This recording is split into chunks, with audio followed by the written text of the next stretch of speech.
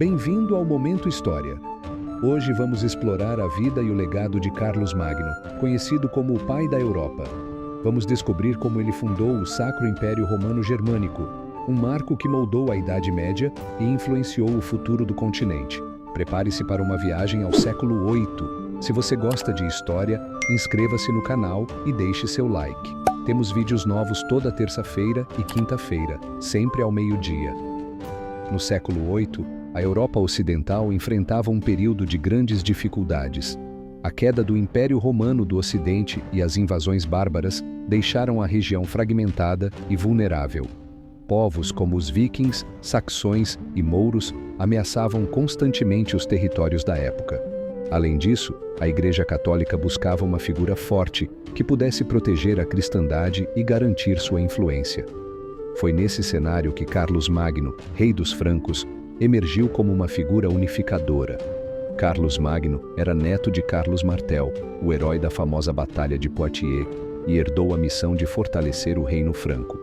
Ele não apenas consolidou seu poder internamente, mas também expandiu seus territórios por meio de conquistas militares e alianças estratégicas. No auge de seu reinado, seu império abrangia áreas que hoje correspondem à França, Alemanha, Itália e Espanha. Mas as ambições de Carlos Magno iam além de expandir fronteiras. Ele sonhava com a restauração de um império cristão unificado, inspirado na grandiosidade da Roma antiga. No dia 25 de dezembro do ano 800, na Basílica de São Pedro, em Roma, Carlos Magno foi coroado pelo Papa Leão III como Imperador dos Romanos. Esse evento marcou simbolicamente o início do Sacro Império Romano Germânico, embora o termo só fosse usado oficialmente em períodos posteriores. Essa coroação tinha um enorme significado político e religioso. Para o Papa, representava uma oportunidade de garantir proteção e fortalecer sua posição como líder espiritual do Ocidente cristão.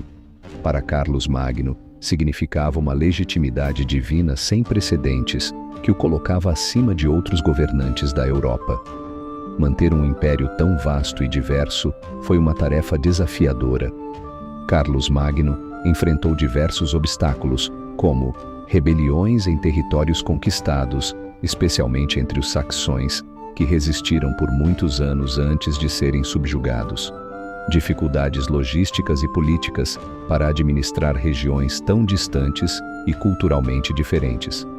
Apesar disso, ele conseguiu implementar um sistema administrativo eficiente. Dividiu o império em condados e ducados, delegando a administração a representantes locais de sua confiança. Criou a figura dos missi dominici, enviados especiais que inspecionavam as regiões para garantir lealdade e justiça. Além das conquistas militares e políticas, Carlos Magno foi um grande promotor da cultura e da educação, marcando o início de um período conhecido como Renascimento Carolíngio. Durante seu governo, ele criou escolas monásticas e promoveu o aprendizado, incentivando o estudo de línguas, filosofia e teologia. Padronizou a escrita, introduzindo a chamada minúscula carolíngia, uma forma de caligrafia que facilitava a leitura e a preservação de documentos. Incentivou a produção de manuscritos ricamente ilustrados e fortaleceu a Igreja Católica como a base cultural e espiritual de seu império. Embora nunca tenha aprendido a escrever completamente, Carlos Magno tinha uma enorme curiosidade intelectual e mantinha uma biblioteca portátil, mostrando sua paixão pelo conhecimento.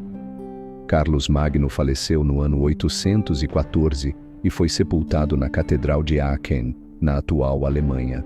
Sua tumba, cercada de mistérios, permanece um símbolo de sua grandiosidade. Após sua morte, seu império foi dividido entre seus herdeiros por meio do Tratado de Verdun, no ano 843. Essa divisão deu origem aos territórios que viriam a se tornar a França, a Alemanha e a Itália.